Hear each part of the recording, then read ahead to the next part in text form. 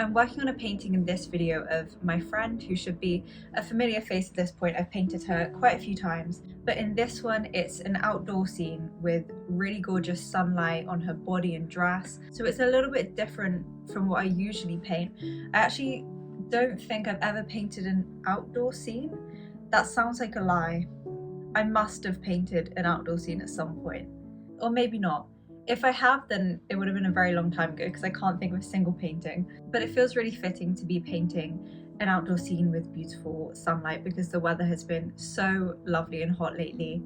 And this whole video is me basically just being excited about the start of summer. And I really love painting the spots of yellowy pink sunlight on the skin. So I definitely want to try and get some more outdoor references and play around with that lighting more. I think I need to look into Soroya. But anyway, I hope you enjoy this video and I hope that it's sunny and warm wherever you are. Thank you.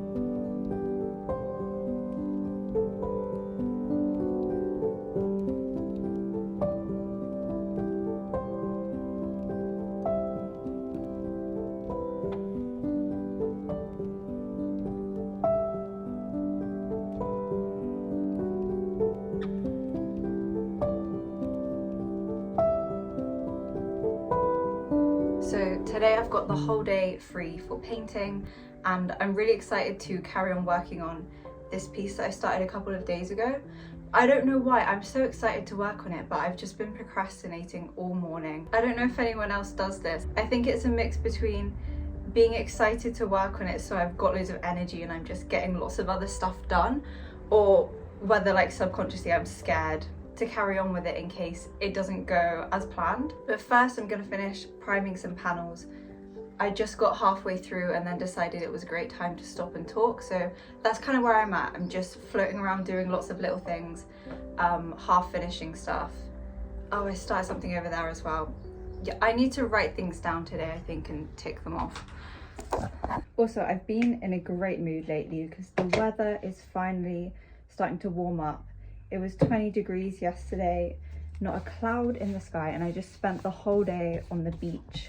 And that's genuinely all I need in life. I just need the sun and somewhere comfy to lie, and that's it. I could be happy forever. If I lived somewhere hot, I don't think I would ever be sad again.